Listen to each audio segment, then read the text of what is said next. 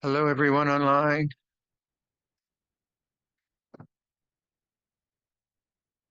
So this is from our beloved teacher, Luang.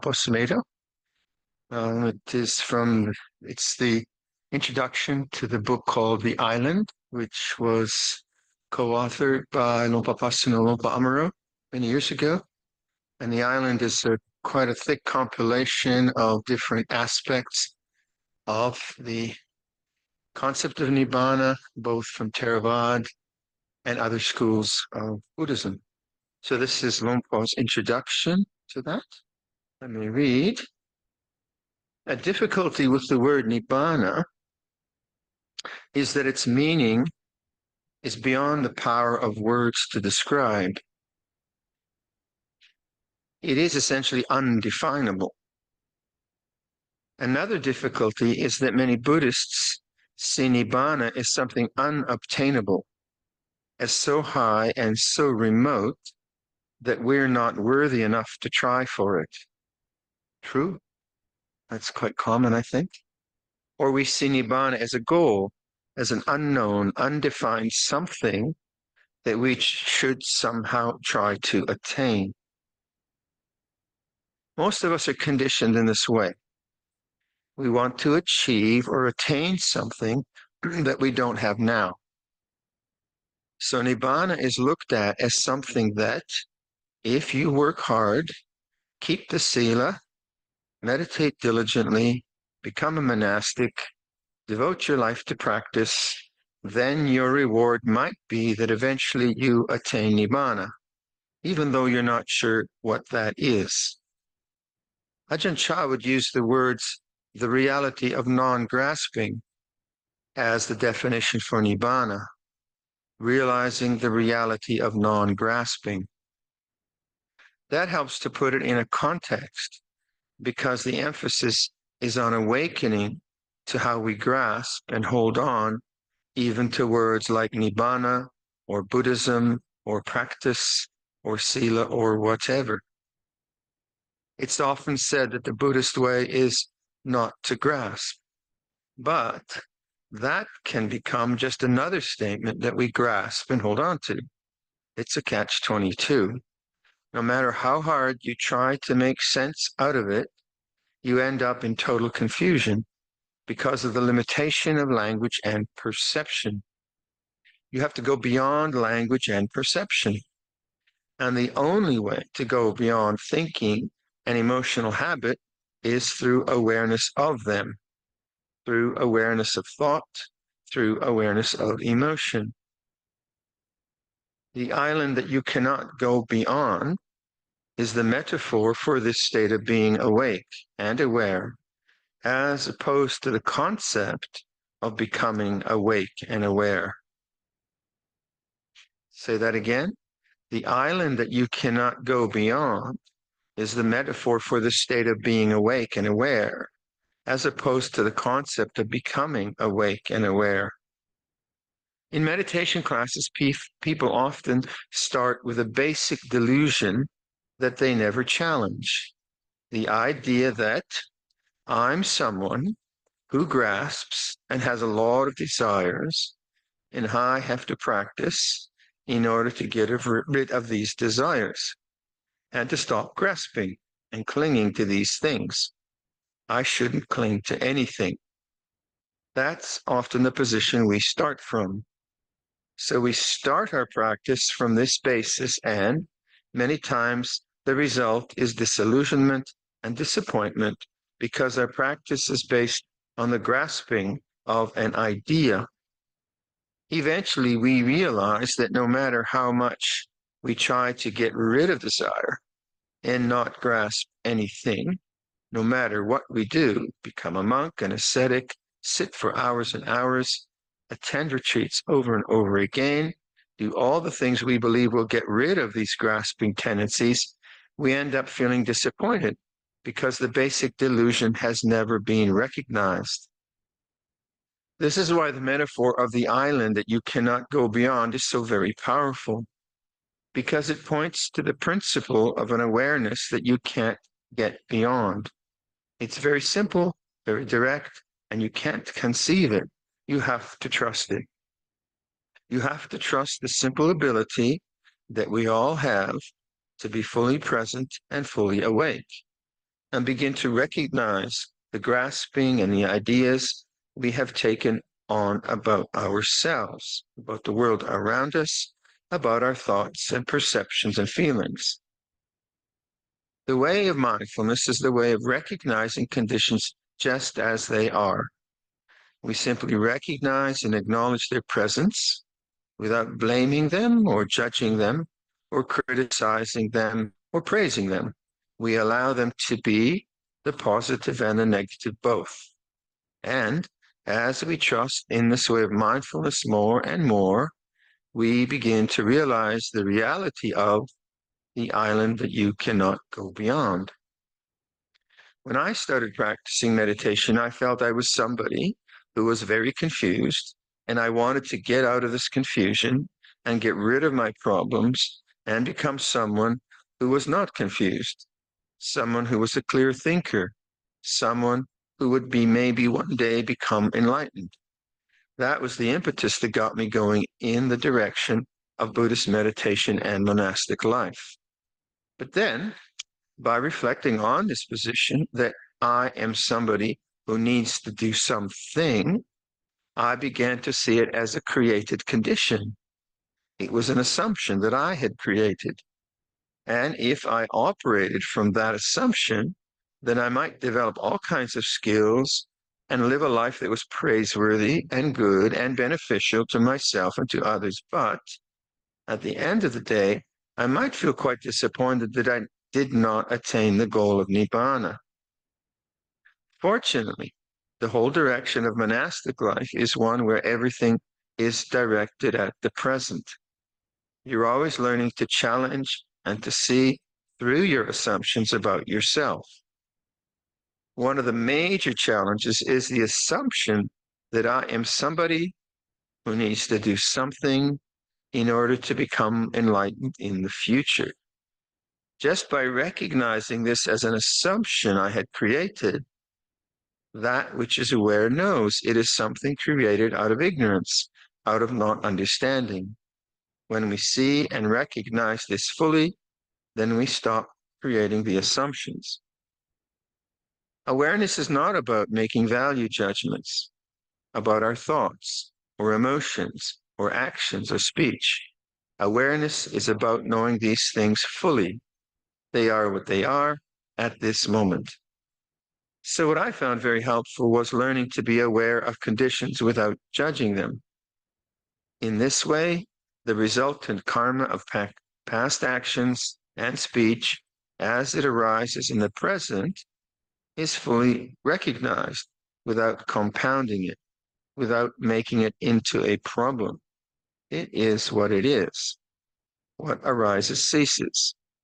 As we recognize that and allow things to cease according to their nature, the realization of cessation gives us an increasing amount of faith in the practice of non-attachment and letting go. The attachments that we have, even to good things like Buddhism, can also be seen as attachments that blind us. That doesn't mean we need to get rid of Buddhism. We merely recognize attachment as attachment and that we created ourselves out of ignorance. And as we keep reflecting on this, the tendency toward attachment falls away. And the reality of non-attachment, of non-grasping, reveals itself in what we can say is Nibbana. If we look at it in this way, Nibbana is here and now. It's not an attainment in the future. The reality is here and now. It is so very simple, but beyond description. It can't be bestowed or even conveyed. It can only be known by each person for themselves. As one begins to realize and to recognize non-grasping as the way, then emotionally one can feel quite frightened by it. It can seem like a kind of annihilation is taking place. All that I think that I am in the world and all that I regard as stable and real starts falling apart. And it can be frightening, but if we have the faith to continue bearing with these emotional reactions and allow things that arise to cease, to appear and disappear according to the nature, then we find our stability not in achievement or in attaining, but in being awake, being aware. I skip a little bit. And then this is from the Sutta Nipata in the Samyutta Nikaya. Next was the Brahmin student Kappa. Sir, so Kappa speaking to the Lord Buddha. Sir, he said, there are people stuck midstream in the terror and the fear of the rush of the river of being, and death and decay overwhelm them. For their sake, sir, tell me where to find an island. Tell me where there is solid ground beyond the reach of all this pain. Kappa, said the master, for the sake of those people stuck in the middle of the river of being, overwhelmed by death and decay, I will tell you where to find solid ground. There is an island which you cannot go beyond. It is a place of nothingness, a place of non-possession and of non-attachment. It is the total end of death and decay, and this is why I call it Nibbana, the extinguished, the cool. There are people who in mindfulness have realized this and are completely cooled here and now. They do not become slaves working for Mara, for death. They cannot fall into his power. That's from the Samyutta Nikaya. In English, nothingness can sound like annihilation, like nihilism. But you can also emphasize the thingness so that it becomes no thingness. So Nibbana is not a thing that you can find. It is the place of no thingness, a place of non-possession, a place of non-attachment. It is a place, as Ajahn Chah said, where you experience the reality of non-grasping. For your reflection. Yeah, so I guess we'll give the link later. But for those of you watching, if you go to the Amaravati website, look for the book The Island, authored by Ajahn Pavaro and Ajahn Pasano and Ajahn Amaro. And in the intro, you'll find that piece. Okay. And my homework now is to do a guided meditation. So let's meditate.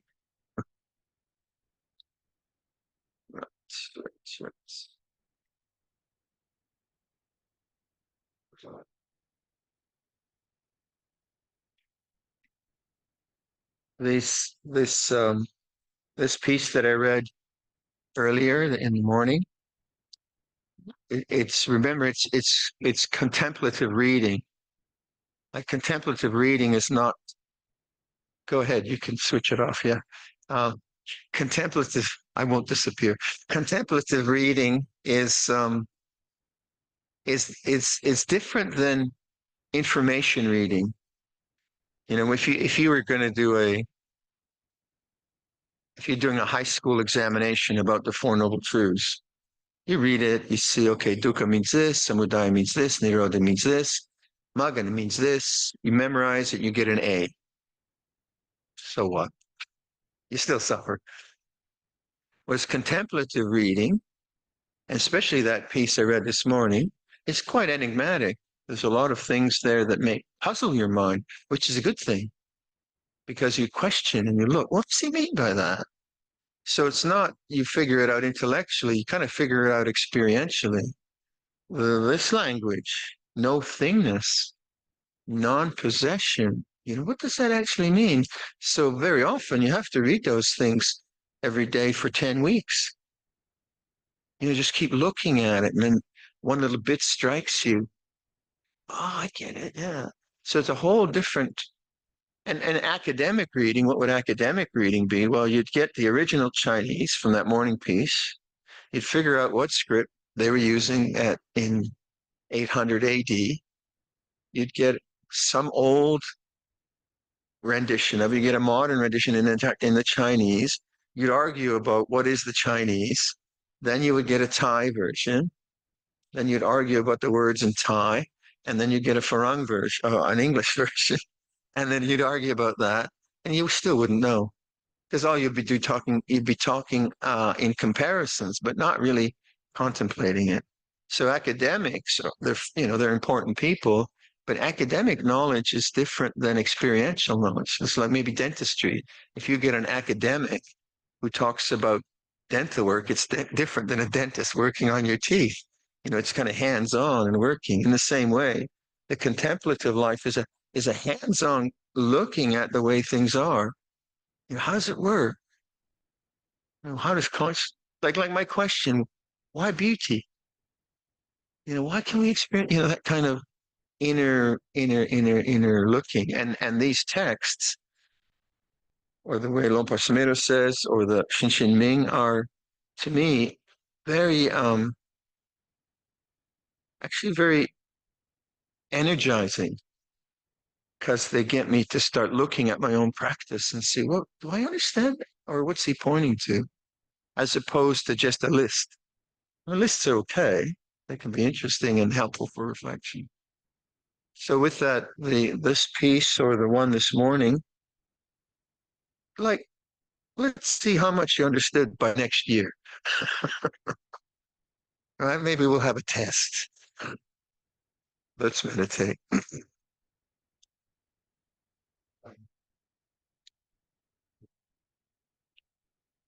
Lights.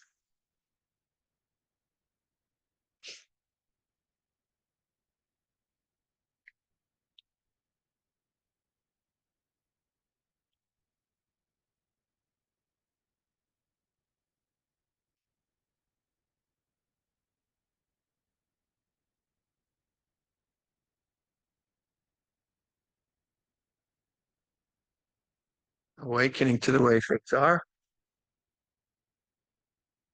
So just that simple knowing, being aware. How is it for you now? And you're not looking for a definition of how it is now. It's just attentive, silent knowing, and then waiting.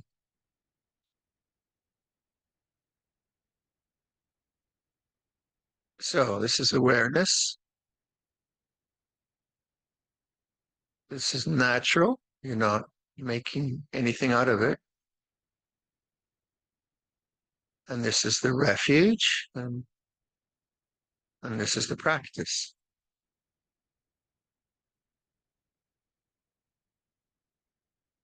Then play around with that. So listen to sound.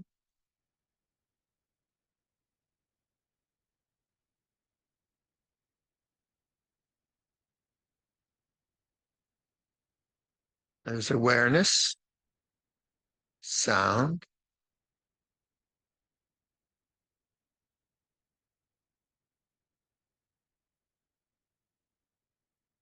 and any words you put on it.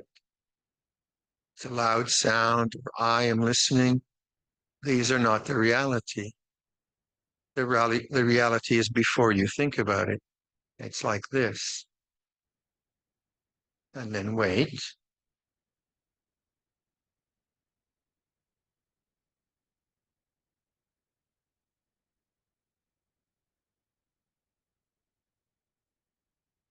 And then you might contemplate body awareness.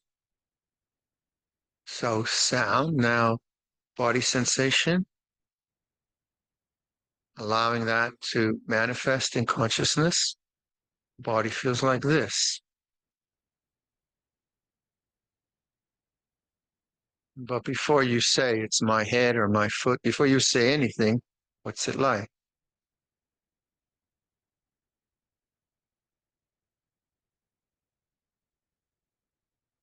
And this is nature, body.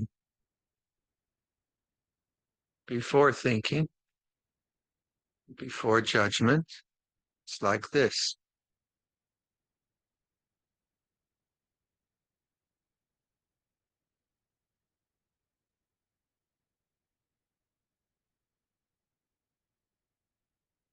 So you could use the breath. So say, make conscious breathing.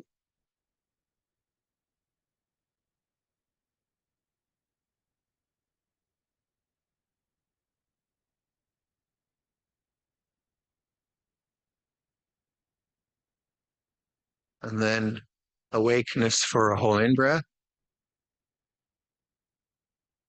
and a whole out breath.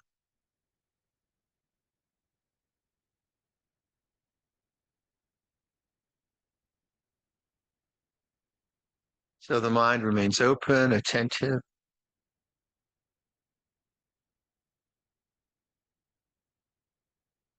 So in awareness or awakeness meditation, you're constantly just remembering the same thing. Then the thinking mind, when you notice it, just awaken. Oh, thought feels like this.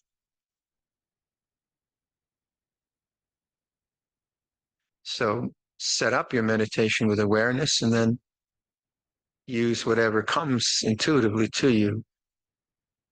But the most important thing is the awake, aware presence of knowing.